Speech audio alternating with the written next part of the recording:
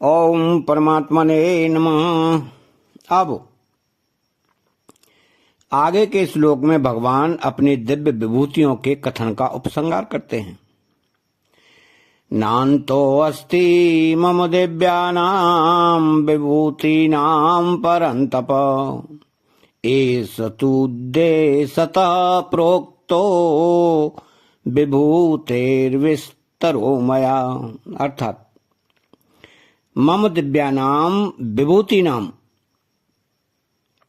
दिव्य शब्द अलौकिक विलक्षणता का द्योतक है। साधक का मन जहां चला जाए वहीं भगवान का चिंतन करने से ये दिव्यता वहीं प्रकट हो जाएगी, क्योंकि भगवान के समान दिव्य कोई है ही नहीं। देवता जो दिव्य कहे जाते हैं वे भी नित्य ही भगवान के दर्शन की इच्छा रखते हैं। तो नित्य दर्शन कांगणम, इससे यही सिद्ध होता है कि दिव्याति दिव्य तो एक भगवान ही है। इसलिए भगवान की जितनी भी विभूतियां हैं तत्व से वे सभी दिव्य हैं, परंतु साधक के सामने उन विभूतियों को दिव्यता तभी प्रकट होती है जब उसका उद्देश्य केवल एक भगवत प्राप्ति का ही होता है और भगवत तत्व जानने के लिए राग द्वेष से रहित होकर उन विभूतियों में केवल भगवान का ही चिंतन करता है।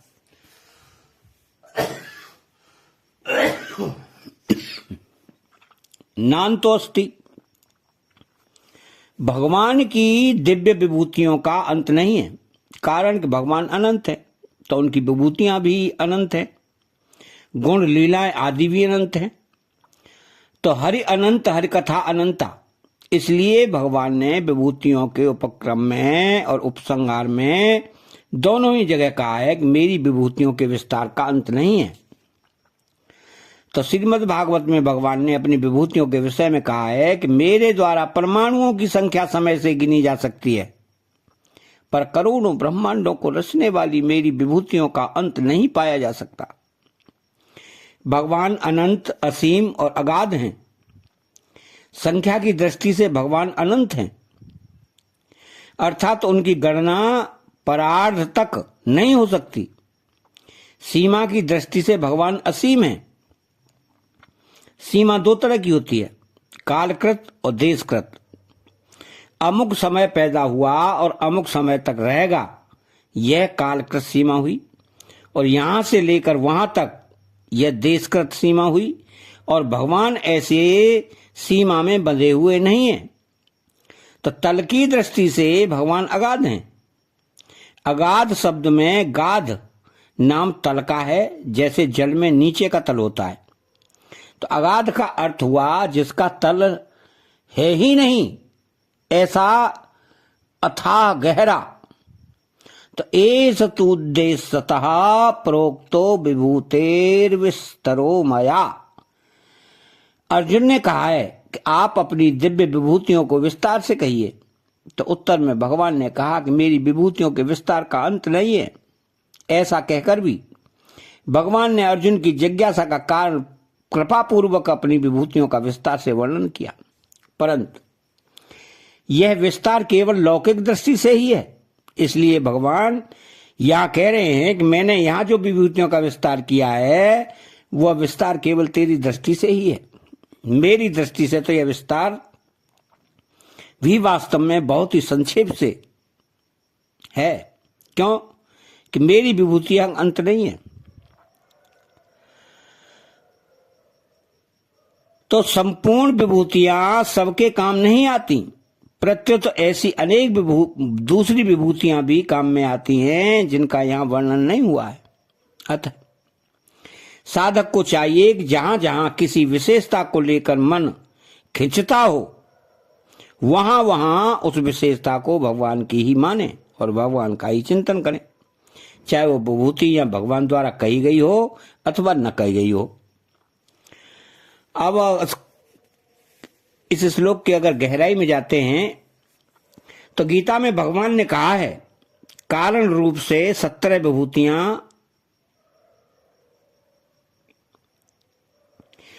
कार्य रूप से 37 विभूतियां, भाव रूप से 20 विभूतियां और व्यक्ति रूप से 25 विभूतियां, मुख्य रूप से तथा अधिपति रूप से 81 विभूतियां, सार रूप से 1 विभूति और प्रभाव रूप से 13 विभूतियां बताई गई हैं।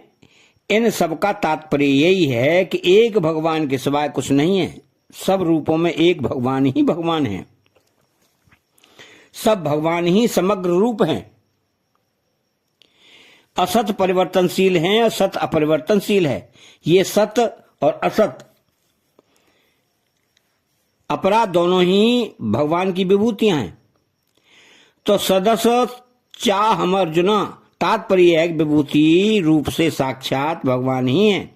अतः जिसमें हमारा आकर्षण होता है वो वास्तव में भगवान का ही आकर्षण है, परंतु भोग बुद्धि के कारण वह आकर्षण भगवत प्रेम में परिणत न होकर काम आसक्ति में परिणत हो जाता है, जो संसार में बांधने वाला है।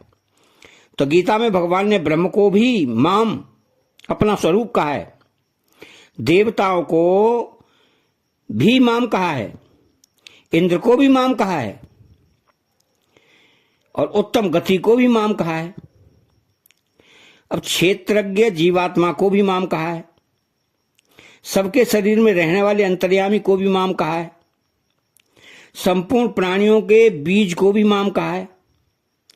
तात्पर्य है कि निर्गुण सगुण साकार निराकार तथा मनुष्य देवता पशु पक्षी भूत प्रेत पिशाच आदि जो कुछ भी है वह सब मिलकर भगवान का ही समग्र रूप है।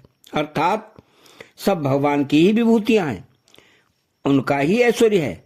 वे सब की सब विभूतियां अविनाशी हैं। यह शंका होती है कि जो संपूर्ण संसार ही भगवत स्वरूप है तो फिर विभूति वर्णन का तात्पर्य क्या है। तो इसका समाधान है कि अर्जुन का प्रश्न ही यही था कि मैं कहां कहां आपका चिंतन करूं। वास्तव में सब कुछ भगवान का समग्र रूप ही है, पर मनुष्य को जिस वस्तु में विशेषता दिखती है उस वस्तु में भगवान को देखना, उनका चिंतन करना सुगम पड़ता है। क्यों कि मन में उसकी विशेषता अंकित रहने से मन स्वतः उसमें जाता है। इसलिए भगवान ने अपनी विभूतियों का वर्णन किया। मुख्य मुख्य विभूतियों का वर्णन करते हुए भगवान ने कहा कि संपूर्ण प्राणियों का एवं सृष्टि मात्र का आदि मध्य एवं अंत में ही हूं। संपूर्ण प्राणियों का बीज में ही हूं। मेरे बिना कोई भी चराचर प्राणी नहीं है और संपूर्ण जगत मेरे एक अंश में स्थित है। फिर भगवान के सिवाय बाकी क्या रहा? कुछ भी बाकी नहीं रहा, सब कुछ भगवान ही हुए। तो वासुदेव सर्वम। गीता में विभूति वर्णन गौण नहीं है, प्रत्युत यह भगवत प्राप्ति का मुख्य साधन है, जिसकी सिद्धि वासुदेव सर्वम में होती है। कारण संसार में हमें जहां भी कोई विशेषता दिखाई दे उसको भगवान की ही विशेषता मानने से हमारा आकर्षण उस वस्तु व्यक्ति आदि में न होकर भगवान में ही होगा। तो जड़ता का आकर्षण प्रियता ही मनुष्य को बांधने वाली है। कारणम गुण संगो अस्य सद सद्यो निजन्मसु। अतः विभूति वर्णन का तात्पर्य संसार की सत्ता महत्ता और प्रियता को हटाकर मनुष्य को वासुदेव सर्वम का अनुभव कराना है, जो गीता का खास ध्येय है। तो संसार की सत्ता महत्ता और संबंध ही मनुष्य को बांधने वाला है। इसलिए संसार में जहां मनुष्य का ज्यादा आकर्षण होता है वहां उसकी भोग बुद्धि न होकर भगवत बुद्धि हो जाती है। तो उसके अंतःकरण में संसार की सत्ता महत्ता और संबंध न होकर भगवान की सत्ता महत्ता और संबंध हो जाएगा। अतः चैनल को सब्सक्राइब करें, बेल आइकन घंटी को दबाएं और कमेंट बॉक्स में एक प्यारा सा कमेंट भगवान श्री कृष्ण के नाम का लिखें। बोलो जय श्री कृष्ण।